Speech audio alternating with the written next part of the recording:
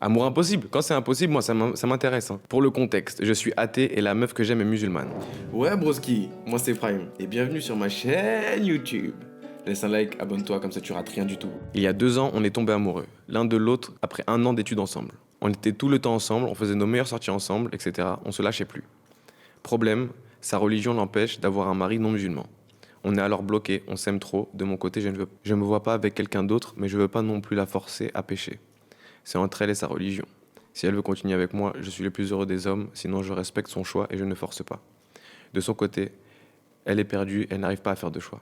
Après quelques jours, chacun de son côté, elle me dit qu'elle rêverait qu'on puisse se mettre ensemble, mais que c'est au contraire à sa religion, et que à moins que je me convertisse, c'est mort.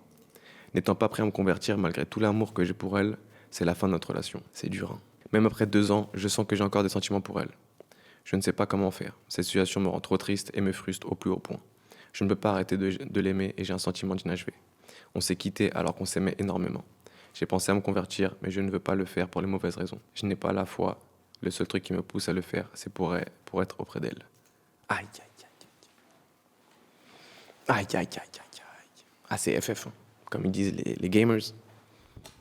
Là, tu fermes l'application. En plus, ça fait 2 ans.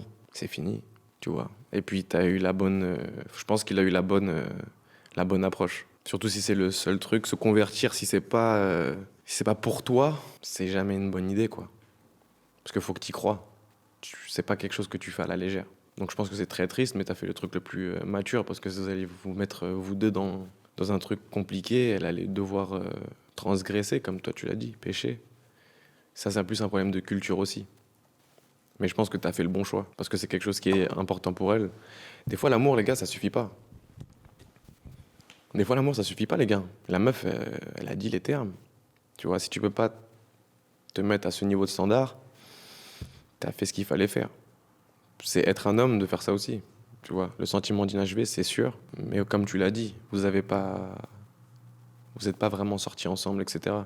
Vous avez passé des super moments, vous avez kiffé ensemble.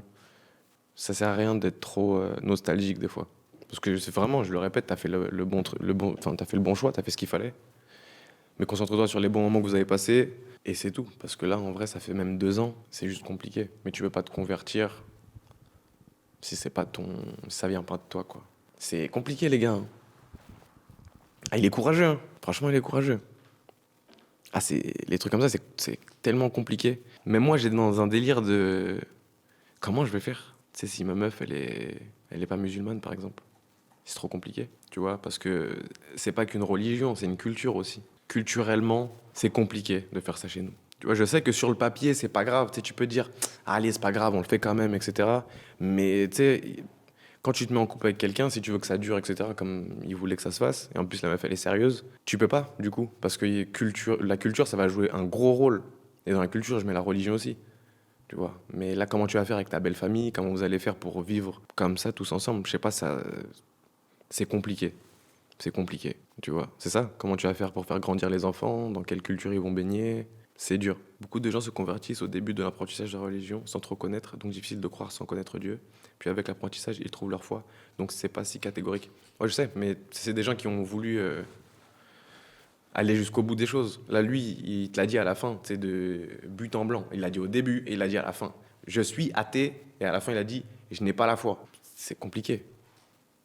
Vous voyez ce que je veux dire? C'est juste vraiment que lui, il est vraiment pas dans ça. Tu vois, c'est pas une question de. Je pense qu'il peut même pas se convertir parce que lui, c'est une étape après, il croit pas. Vous voyez ce que je veux dire? C'est pas comme s'il était chrétien, c'est un truc monothéiste, ok, on s'entend, vous allez à l'église, nous on va à la mosquée. Ça se ressemble beaucoup, tu vois. Et même là, des fois, il y a des problèmes. Mais là, c'est vraiment, il y croit pas. Tu vois, tu peux pas. Je grossis le truc, hein, mais imagine, sa meuf elle va prier, lui il rigole, ça n'existe pas. Et ça, il est pas ouvert au débat. Il est en mode non, moi je n'y crois pas. Tu vois, c'est pas un truc de non, mais ça me dérange pas que tu sois musulmane. Difficile de changer pour une personne, tu changes pour toi en premier lieu. De fou. Sinon, il y a plus de. Bah, tu te perds, quoi. Alors, je suis en couple depuis 13 ans avec un Marocain et je confirme avec la belle famille, c'est plus que dur. Mais le mélange de cultures dans un couple, le partage, la découverte, c'est beau aussi. Après, les hommes peuvent épouser des chrétiennes ou juives car la religion est prise de l'homme pour les enfants. C'est sûr. Enfin, je sais pas, je pense que ça lui posait vraiment un problème à la fille. Là, on cherche pas qu'est-ce qui est vrai, on cherche qu'est-ce qui aurait pu convenir à la fille. Et la fille, elle lui a dit que si en vrai tu te convertis pas, c'est mort. C'est plus ça l'histoire. Pourtant, une chrétienne et un musulman peuvent être en couple, mariage, car forcément, il y en a qui voudraient le faire à l'église et du coup, les musulmans, pas forcément. Bah, l'un n'empêche pas l'autre, quoi. Après, je suis pas qualifié pour répondre niveau, tu sais, spirituel, carré de la chose. Mais moi, je suis pour le truc de si les gens ils s'aiment, la vérité, c'est que je suis pas Dieu.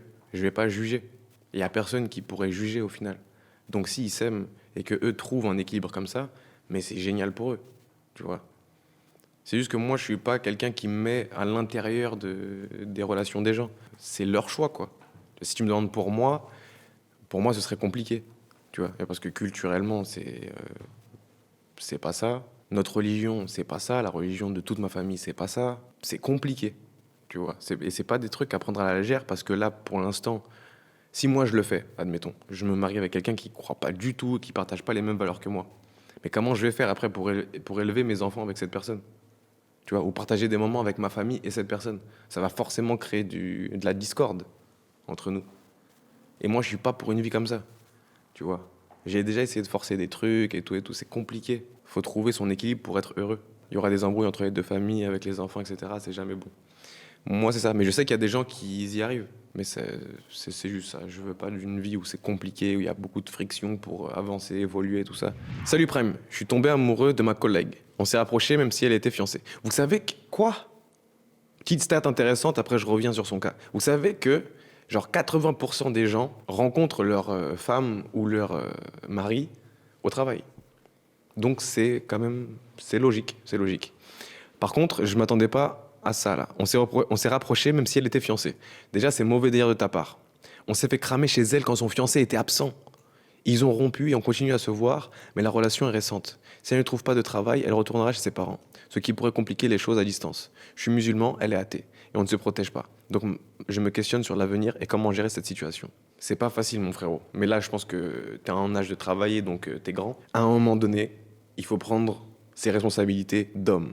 Je m'explique. Déjà, protégez-vous. Déjà, quand il y a des gens que vous connaissez pas comme ça, au-delà de la fornication, parce que t'es musulman, protège-toi. Deux, c'est très compliqué de te dire bien joué parce que t'as quand même niqué leur mariage. Après, le mariage, il a pas tenu, elle a fait ça avec toi, c'est que c'était pas si solide. On va s'entendre sur cette version des choses pour avancer. Mais c'est compliqué déjà, tu vois. Si une meuf, elle est fiancée, n'y va pas. Tu vas te faire des problèmes pour rien. Tu vois, au-delà de fuir quand elle est mariée, laisse les gens tranquilles avec leur... Faut respecter, tu vois. Troisième truc, tu peux même pas. Maintenant, moi, si je serais à ta place, je pourrais même pas me projeter avec une meuf où je sais que la meuf, elle a trompé son ancien mec avec moi, en fait. Alors qu'elle était fiancée. Toi, t'es même pas fiancé avec elle. Donc moi, je pourrais pas me projeter avec une meuf comme ça. Elle a trompé son mec avec moi.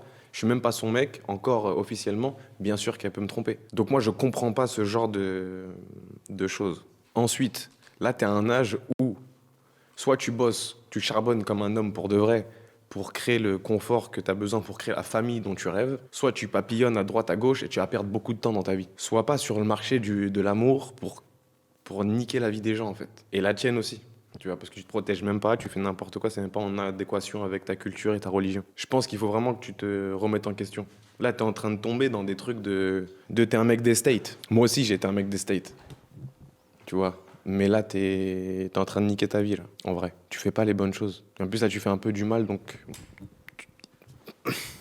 pas forcément t'arriver des mauvais trucs. J'ai rencontré une meuf qui était dans une relation ultra toxique pendant 2 mois. Non, pendant 2 ans. Elle a finalement réussi à sortir de cette relation. On s'est mis ensemble 2 mois après, tout se passe bien entre nous. On se fréquentait pendant 3 mois et d'un coup, elle a tout stoppé.